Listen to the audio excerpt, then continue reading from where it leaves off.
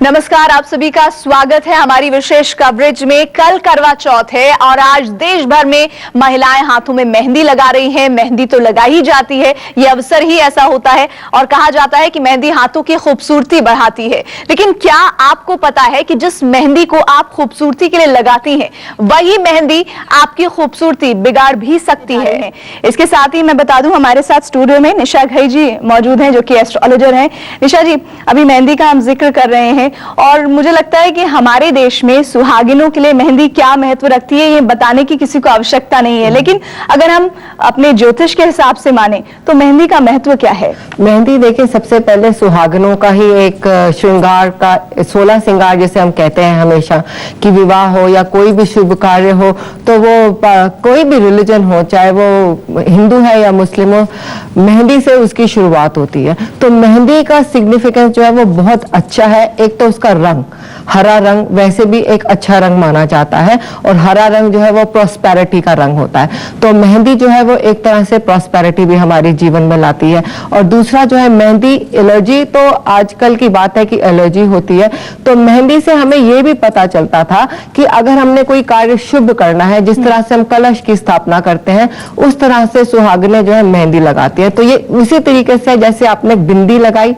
श्रृंगार करा और आपने लाल जोड़ा पहना, तो बहुत ही ज्यादा रेलेवेंस है, खास तौर पर अगर हम हिंदू मान्यता की बात करें। हालांकि अब तो ट्रेडिशन बहुत चेंज हो रहा है और हर कल्चर में मेहंदी की अपनी ही महत्ता है। और मेहंदी का रंग कैसा होता है, अगर आप जानना चाहते हैं, वैसे तो आपने जरूर देखा ही होगा।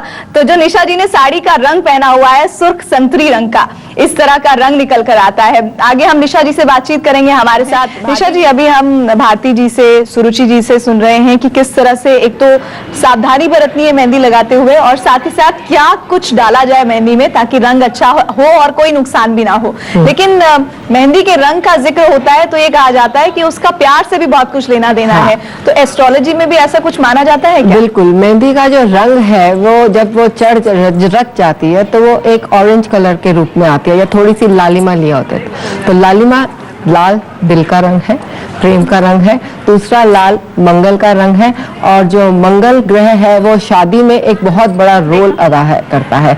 कई बार विवाह उससे टूट भी जाते हैं और कई बार विवाह उससे बन भी जाते हैं। तो मेहंदी का जो रंग है वो जब शुरू होता है तो वो हरे रंग से होता है। तो हरा रंग जो है वो प्रभु गणेश का रंग है, और गणेश जो है वो शुभ आरंभ के लिए हम हमेशा गणेश की पूजा करते हैं। तो किसी भी प्रकार का अगर हम शुभ आरंभ करते हैं तो वो सारे रंग मेहंदी में समाये हुए हैं, और इसीलिए वो सुहागिनों के लिए शुभ माना जाता है। तो देखिए, लगातार फ्लैश हो रहे हैं, कॉल कीजिए, एक्सपर्ट से बात कीजिए। हमारे साथ निशा जी मौजूद है स्टूडियो में। निशा जी, हम लगातार मेहंदी किस तरह की इस्तेमाल की जानी चाहिए, कैसा रंग आपके लिए खतरनाक हो सकता है, कैसा नहीं, केमिकल मिला है नहीं मिला, तमाम बातें कर रहे हैं। लेकिन मेहंदी का एक बहुत ही मासूम पक्ष है। कहा जाता है कि मेहंदी अगर गहरी है तो जो ससुराल पक्ष है बड़ा ही प्रेम करता है आपको। और खास तौर पर एक और बात कि करवा चौथ पर जो मेहंदी है वो मायके से आनी चाहिए, अगर आप ससुराल में हैं तो क्या मायने हैं इसके? देखिए, मेहंदी का जो अगर रंग गहरा आता है और उससे ससुराल पक्ष प्यार करता है, ये एक भावना है। लेकिन ससुराल पक्ष का प्यार हमारे और ग्रहों के ऊपर भी, और हमारी शादी जो है वो कितनी ज्यादा लंबी चलेगी, ये और ग्रहों के ऊपर भी डिपेंड करता है।